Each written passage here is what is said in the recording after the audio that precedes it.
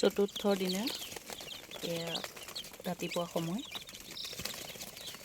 ডাঙৰ বুৰিণীটোলৈ লৈ অহা হ'ল।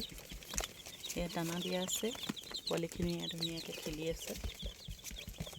এটা 200 আৰু এটা 100 পাউডাৰ পাল্প দিয়া আছে।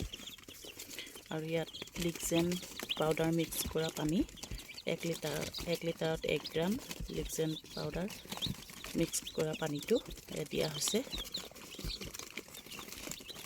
পোৱালিকেইটা অকণমান ডাঙৰ হোৱা যেন লাগিছে।